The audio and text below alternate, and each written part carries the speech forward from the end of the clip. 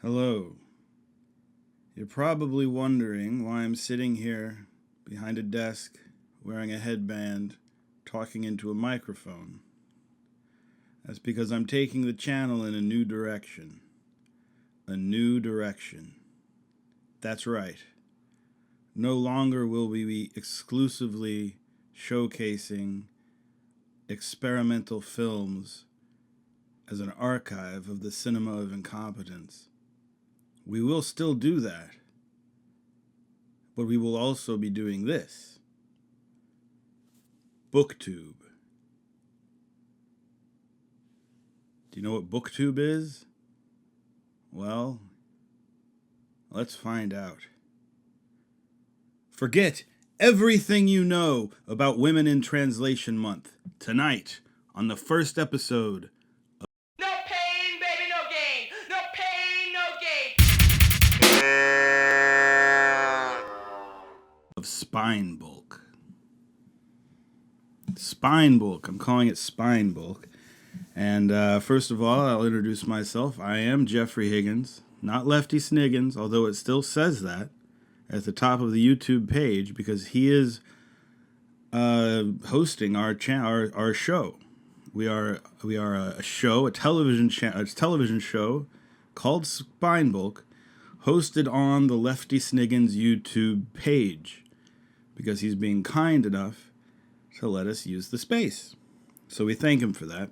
He isn't around anymore, I'm sorry to say, though he'll probably still be sending us videos from prison. I'll get into that later. Right now, we're worried about Spine Bulk, Episode 1. And we're worried about books, because this is BookTube we're talking about. And it's brand new. Never done this before, although I have recorded this video twice already. This is the third time. Hopefully it'll work out. The first time was 2 hours long. It was ridiculous. The second time was 1 hour long. It was also ridiculous, but a little less ridiculous.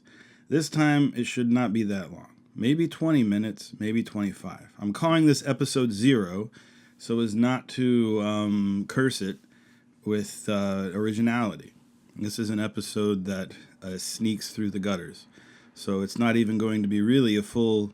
I'm not going to talk that thoroughly about books today, but I'll introduce to you the books that we will be reading, or the writers anyway, and some of the books that we'll be reading for my new novel approach to Women in Translation Month, which is what I'll get to now. We're doing a series of books on Literature and Translation Month. Now I know, for most of you who pay attention, you'll be saying, what are you talking about? Women in Translation Month is August. That's when everybody celebrates it. That's when all the videos get made. Well, that's because I had the idea in July, but it took me a long time to actually get to producing the video. So it's an idea that I had in July, intended to premiere in August, and it was just going to kick it off, because if you'll pay attention to what I'm about to say, you will understand my new novel approach to Women in Translation Month. And I'll explain it to you now. Like I said, Women in Translation Month is usually August. August has 31 days, I think.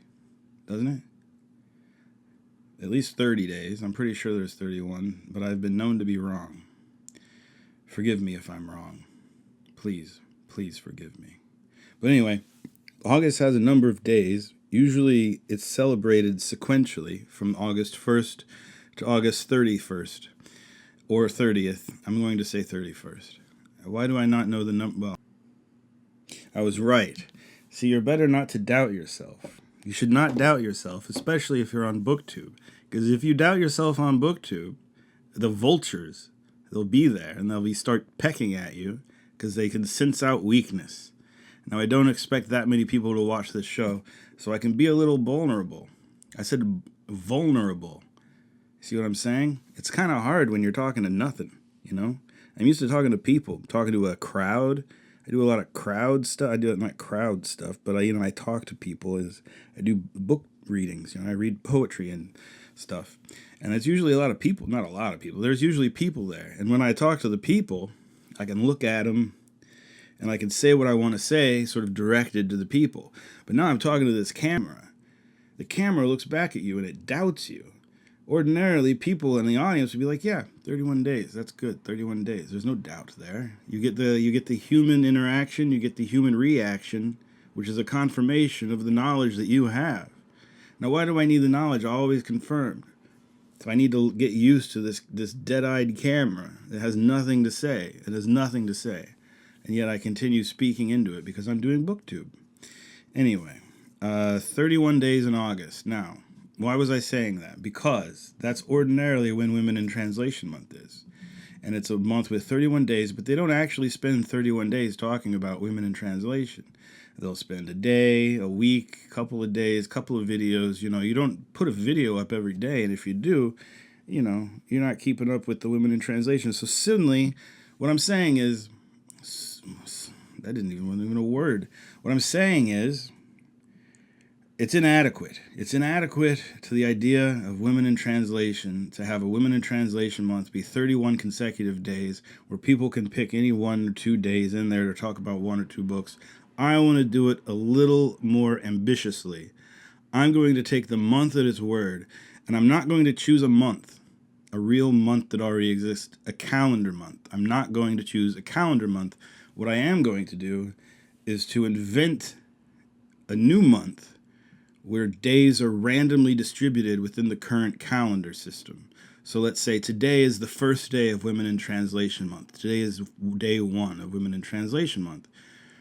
The next Day of Women in Translation Month will be in November. So in a few weeks, we'll have day 2 of Women in Translation Month. In the meantime, we can do all kinds of videos on whatever we want. But the goal is to talk about these 12 writers during the brand new, non-sequential Women in Translation Month. The Women in Translation Month that's been freed from the tyranny of the calendar and is allowed to flourish as a month of its own. I don't know how many days it'll be. It'll maybe only be 14, 15 days. But I'm counting that as a new kind of month. Because like I said, we're talking about these 12 writers. And I'm only going to tell you about 2 of them today. This is a kind of TBR list, to be read, which is a big BookTube staple. Everyone does them.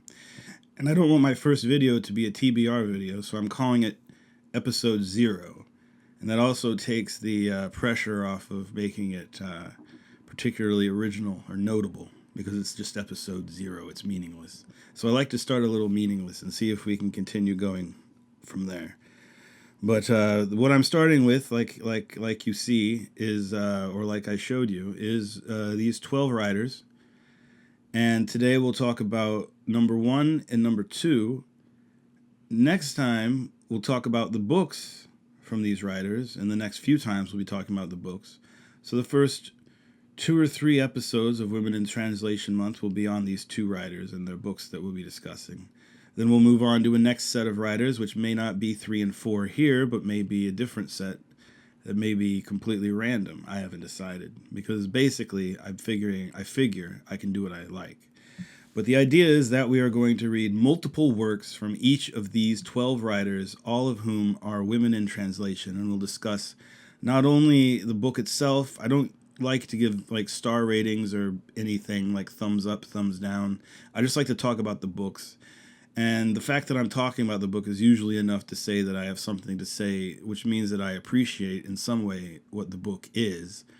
So it's not meant to be, you know, these are the best books you should be reading by women in translation. These are just books that I'm particularly interested in reading soon by women in translation, mostly from writers who I'm familiar with but have only read 1 or 2 works from, or have heard about for years and are completely new to me. Actually, there aren't very many that are completely new to me, but a few of them are. And as I may or may not, I don't remember if I've hinted at it even yet, but, you know, I'm not a book reviewer. I don't have any real credentials, if such a thing exists, to do book reviews on the internet. I've never published a book review. I'm a writer. I have multiple writing degrees, which is sort of absurd, not really that important. But I have, you know, an extensive history of thinking about writing and reading. I mean, I've been reading since I was 3. I taught myself to read because I was incredibly bored, and it's just been one book after another ever since, with a few years where I didn't read that much because I also have an interest in film. So for me, it's mostly, literature and film, and then occasionally music, and but mostly literature and film. And so I'll also be talking about movies because I have a background in film as well as literature. And for a few years after graduate school, I went to graduate school for creative writing, specializing in poetry at Illinois State University. And I graduated in 2014, I believe. Yeah, 2014. And in 2014, it would have been early in 2014. Yeah. But soon after graduation, I found myself as an intern at a local nonprofit press called the Dalkey Archive. So for 2 years, almost 2 years, not exactly 2 years, but pretty close, I worked for the Dalkey Archive Press, first as an intern, but ultimately as a production manager. And the way Dalkey was run in those years, essentially I was the entire production team. I was managing myself. I had no employees to look over. I did everything. Dalkey at that time was it's toward the end of the John O'Brien years when I started at Dalkey. And if you don't know the press, I'll talk about it at length later.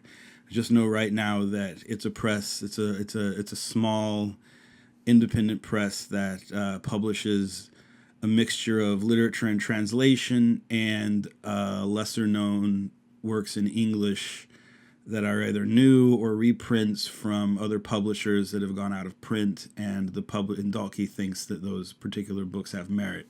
So it started out in the early 80s, in 1984, publishing like Gilbert Sorrentino and just people like that. And they were one of their most, I think, they're known for the full text of Nightwood, Juna Barnes' Nightwood, which I don't think is in print, has been in print for a while. They sort of brought back into the public consciousness a lot of writers, and translated and brought into English a number of writers who have gone on to be pretty well known. They've got like 4 or 5 Nobel winners in their back catalog. Annie Ernaux, who we'll be reading, is one, but Svetlana Alexievich, who could have been on that list, I may read her anyway. She won the Nobel Prize for Literature when I was working for Dalkey. And that was annoying because the book was almost pretty much out of print. Nobody expected Svetlana Alexievich to win. John O'Brien, the owner of the press, thought it was going to be Jan Fosse, who has since then he's won the Nobel Prize for Literature. And I worked on a number of books by Fosse. I did covers and layout for a few of them. And so, like I say, so that's what it's like. A lot of really well, good literature. And some people refer to it as experimental, but John O'Brien didn't like that term. He preferred, if you had to define it, he used the word subversive. So he considered what he did, he was a publisher of subversive literature, and you can take that however you like. He was also a major pain in the ass, and a huge reason why I didn't stay working at the press for very long. Not many people did, especially in those years, because he was running a skeleton crew. When I started at the press in 2014, it was him, Jake, Jeremy Davies and Champagne as an editor, Mikhail Ilyatov doing layout and design in Brooklyn, and then me. And the few freelancers that I had to contact about doing proofreading and copy editing. And I was doing I was doing so many different tasks. It was overwhelming. And I wasn't going to keep on with the job, but in 2015, Dalkey's contract with University of Illinois expired because they had been contracted with University of Illinois, and the U of I gave them housing, gave the press a home. Previously, they had been at ISU, so the press had some relationship with the university where I was graduating from. And the reason I was even approached by Dalkey was because of a professor who I had worked with as a graduate student at ISU. She basically got me the job there as, like I said, first an intern and then the whole production thing, the whole production crew, under the name of the production manager. At the time, they were leaving U of I and eventually moved to the University of Houston, Victoria, which is in Victoria, Texas. And I was there and helped the press move in to the facilities, and then became almost the only person who was ever there, except for a few other people who occasionally. We had an editor who was there for a little while before quitting, and we also had an office manager who also didn't stay very long, and then another intern who turned out to be pretty good. And John, I think, wound up giving her a lot of my tasks after I left. And I left. I wasn't fired. John would say I was fired, but I had actually negotiated my leaving months before he supposedly fired me. That's a story I'll tell another time. There's a lot to say about Dalkey. And it's true that a lot of the books I'll be reading for Women in Translation Month are Dalkey books. But that's because I feel like a lot of these books I worked on didn't really get enough attention when they were published. Many of them are out of print, but are still available online, pretty easily obtainable if you know where to look. For not very much money. I don't think I'll go over any books that are incredibly expensive, but I do encourage you to buy used because, I mean, I'm very poor. I work as a DoorDash delivery driver. One reason I'm doing this is because I really have no outlet for, I'm not teaching, I'm not, I'd like to talk about books again. I'm sort of coming out of a kind of a depressive moment, and I think talking about books on the internet, I don't know if it's not the answer, but it's something to do. So while I kind of figure out what's going on with my life, because right now I'm sort of at a nadir, at least in terms of what I'm earning, which isn't it's one minor really. I don't really tend to think about to money in the way many people do. It's not something. I'm not overly concerned with wealth, which is probably why I am currently so poor with the amount of education I have. I don't have that drive that other people do to sort of accumulate. I'd rather just sit around, and that's a big problem, I guess. Well, anyway, never mind. Forget I said anything. This is not a psychoanalytic session. This is BookTube. So, writer number 1, Women in Translation Month. Edie Poppy. And this is the first Edie Poppy book we'll be reading. It's called Anatomy Monotony. It's a novel. There's the spine. Edie Poppy is a Norwegian writer. This is her first book. It came out in Norway in 2005. I remember getting the contracts in 2015, and the contracts were for this book and the follow-up book, which only just came out this year. So that tells you something about the difficulties of small press publishing. Is you can have contracts for a long time before the books actually make it in print, and that's often to do with funding, with finding the right funding for the book, because in a nonprofit you have to get funding, and with Dalkey they get a lot of funding from overseas foundations. John O'Brien had the idea to do the various national literature series, and so this is the Norwegian literature series. And so to get funding for the books published in the Norwegian literature series, you'd go to the Norwegian, you go to Norla, which is an organization in Norway that organizes and advocates for the translation of certain books, and has set aside a certain amount of funding. And Dalkey would get grants, and the grants allowed for the publication of the books. Because otherwise, these books aren't going to get made. They need the funding, and that's why all the funding cuts have been so horrifically catastrophic. They didn't. Probably for the smaller presses that were affected. I mean, that's something I'll look more into. We should do an episode on that later. But Edie Poppy, like I said, a Norwegian writer. This was from 2005. She was from rural Norway, a small town called Bø. I believe that's kind of how you pronounce it. Her real name, her birth name, is Ragnhild Moe. And she took up the name Edie Poppy after leaving Norway, leaving her rural farm for the sophistication of Paris and London. I believe this book takes place mostly in London when she's a young woman, After having left Norway, she takes the name Edie Poppy. Edie is for Edie Sedgwick, the Warhol superstar, and Poppy is for the Poppy, obviously. And it's a good name. And she in London, she worked in the art world and did some modeling. And that's actually her on the cover. This is the Norwegian cover of the book, although in Norway, it's just one photograph that takes up mostly the whole cover.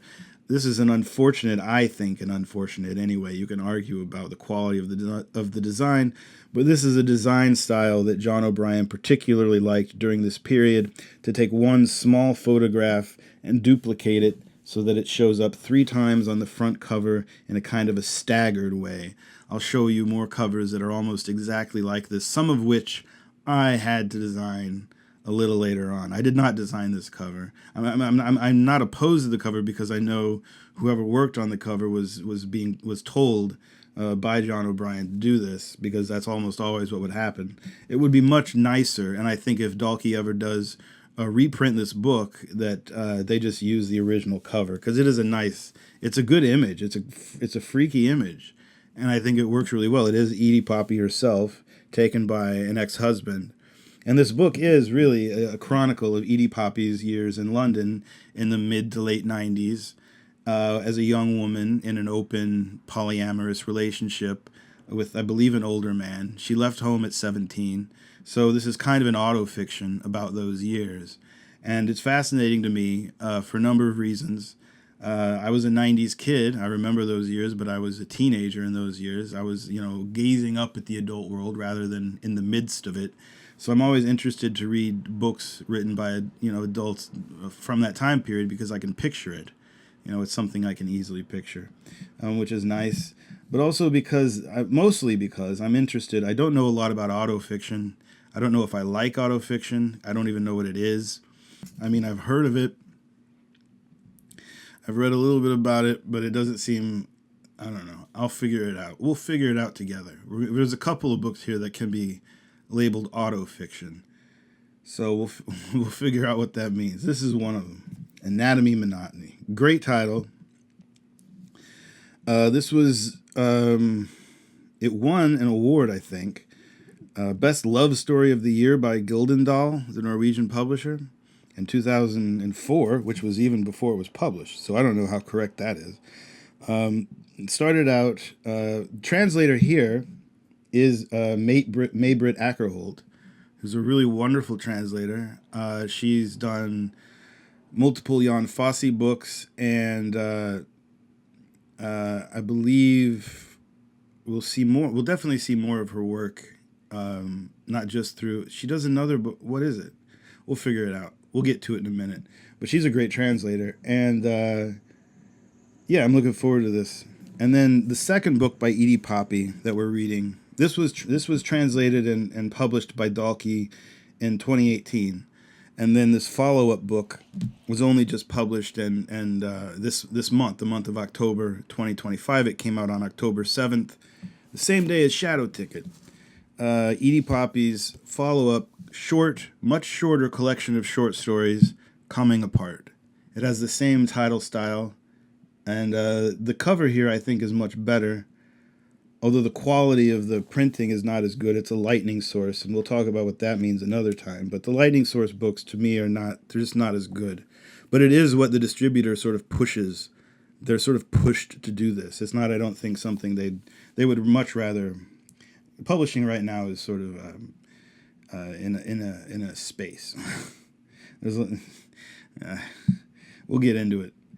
Coming Apart, like I said, short book, collection of short stories. It looks like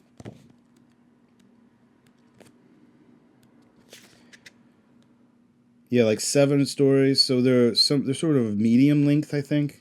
I don't know. The first one is rather short. I've read it already. It's called The Last Short Story, and it's the first short story in the collection, and it takes the form of a letter that Edie Poppy is writing to her editor. And it's a really fascinating short story. Again, a lot of this I'm interested in, and I hinted at this earlier, sort of Edie Poppy is a name that she is sort of like it's a projection of someone she wants to become. It's always becoming Edie Poppy. And as a way of leaving Ragnhild behind, which is sort of conservative rural Sweden, goddamn, conservative rural Norway. And so Edie Poppy is like a project in and of itself. And so she's the author of these books, and the author is writing essentially about herself, but she's not named Edie Poppy, she's named Var. So the character in Anatomy Monotony is named Var, and it's Var in this book is a writer, and she's writing a story or a novel about a woman named Ragnhilda, which is Edie Poppy's birth name. So there's a nice circularity to some of the metafictional elements that I quite like, and I'm interested in the sort of persona and the play between the various personas or the various forms of Edie Poppy, and that to me is nice. So this is the second book we're doing, again, Coming Apart, and these are the first two books we'll be talking about for Women in Translation Month. For the second author, for Women in Translation Month, we're sticking to Norway. We're not leaving, and we're reading the work of Kjersti Skomsvold. That's close to how you say it. That's not exactly how you say it. I don't know how to say it because I don't know Norwegian. I don't know anything about it. I know where it is. I know the country. I know its shape. But I don't know Norwegian at all. I'm barely, I don't know. I'm from rural Illinois, and I don't know any Kjerstis. And it's not sh, but it's like sh. So you gotta figure it out. You just gotta listen to it a lot and figure it out. If your phonemes aren't in that kind of shape, you just need to work out. Give them a workout. Give them a nice little workout. That's kind of what we're doing here. We're working out our phonemes. We're getting used to all the different spine bulks. And this book has a very small, thin spine bulk, and it's a nice book. I've already read it, but I want to reread it as part of Women in Translation Month because it's been at least 10 years since I previously read it. It's called The Faster I Walk, the Smaller I Am, and it was originally published in Norway in 2009. This translation came out in 2011, and it was a very, very popular book. When I first started working at Dalkey, again, this is a Dalkey book. All of these books so far have been Dalkey books. Actually, I think all the books we're doing today will be Dalkey books. But that's not going to be the norm. I think this will be the only time that that's the case. And we're not only going to do Dalkey books, believe me, but we're doing a lot of them, especially for Women in Translation Month.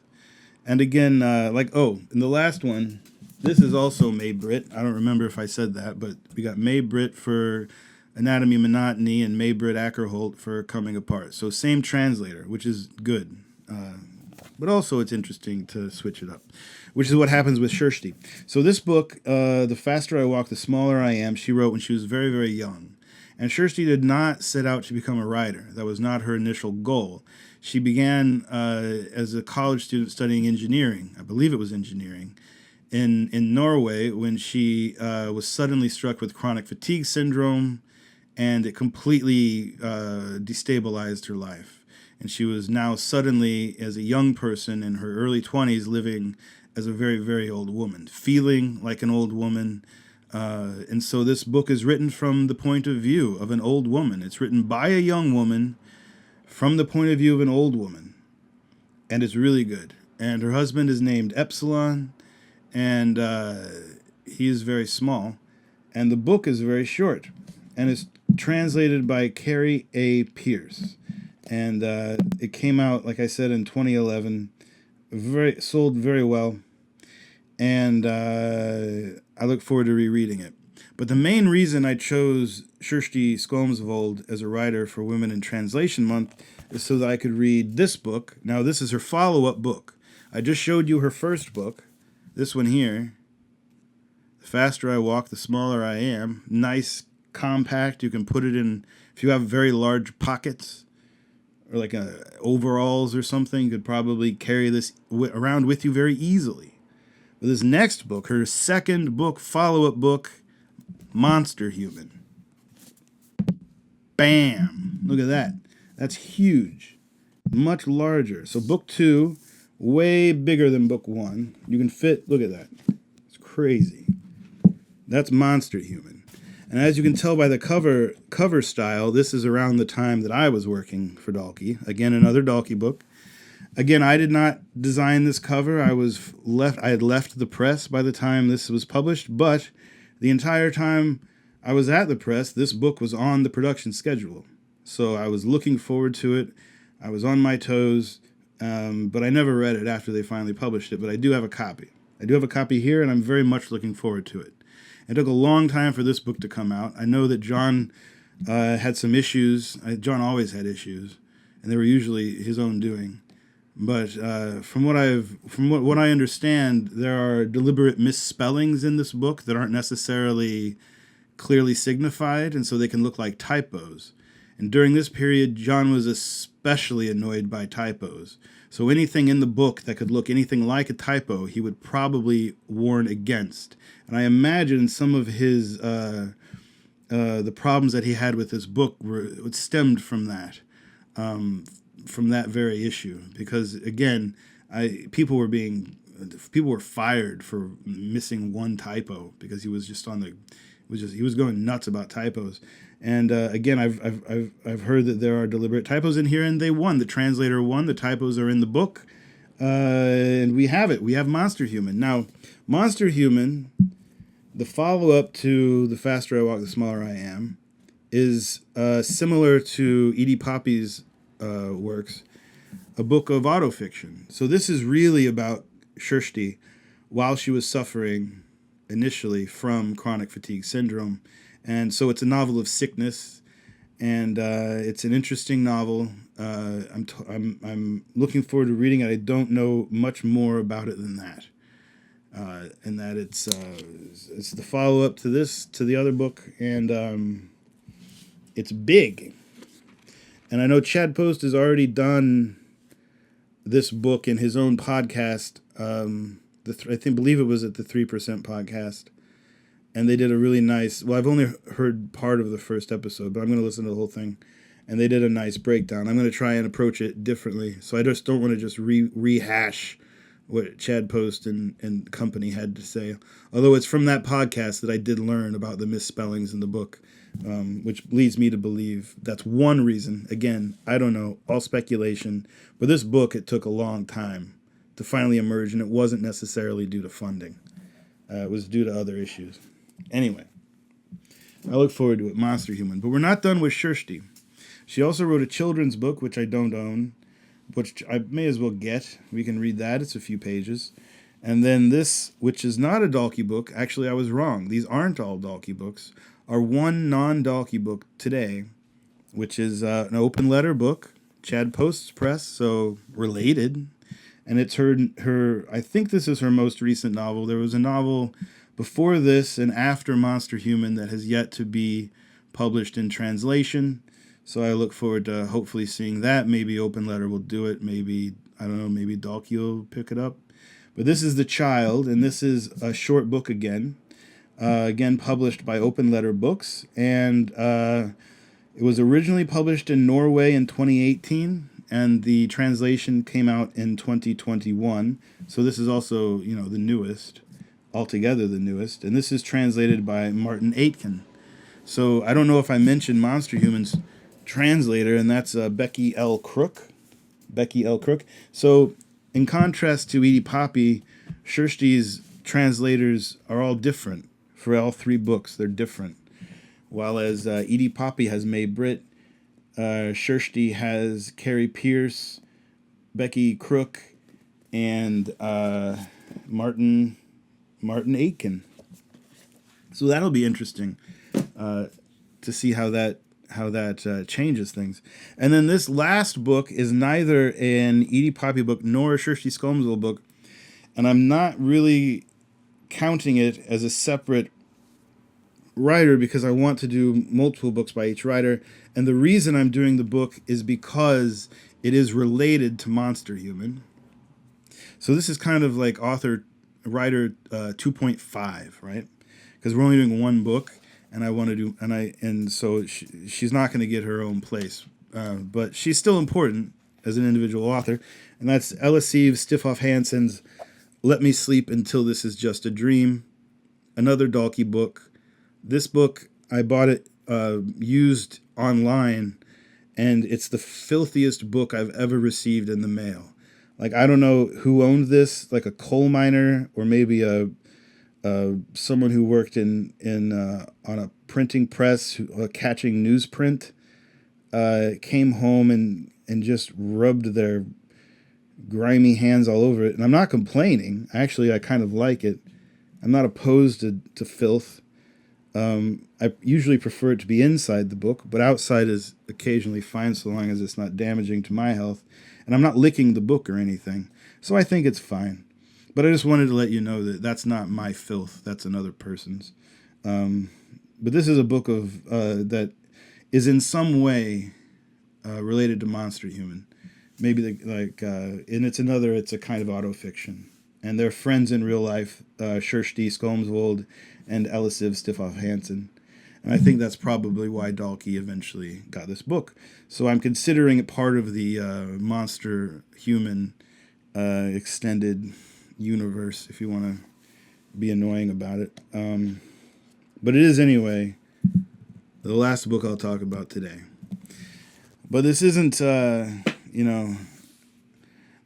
I said earlier, this isn't to say we're only doing women in translation. I hope to do another few videos before the end of the month, and that's very, very soon. So in the next few days, I'll be doing a video on this book. For Halloween, we'll talk about Brian Lumley's Necroscope, and I had never read Brian Lumley before.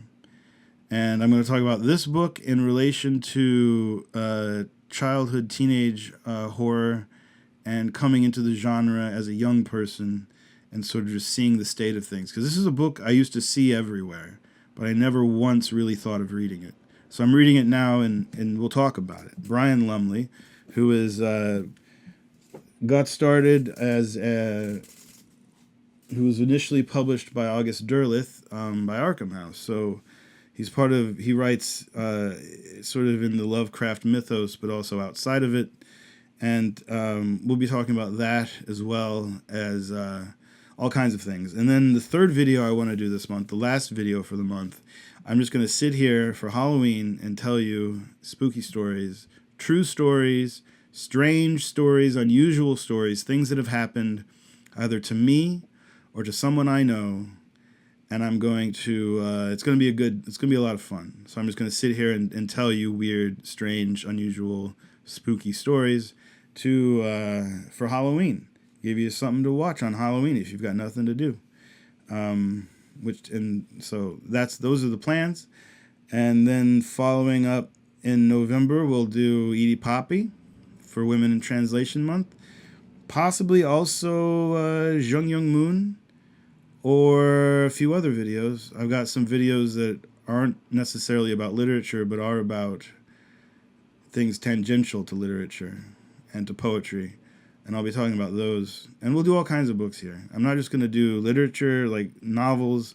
I'll do short stories. We'll do essays. Some of one of the women in translation we'll be reading writes film theory, film criticism. So we'll be talking about film books. And I just want to, just have a little bit of fun while I'm sitting here rotting in the California sun. And hopefully you will too. And this is Spine Bulk, and it's episode 0. See you later.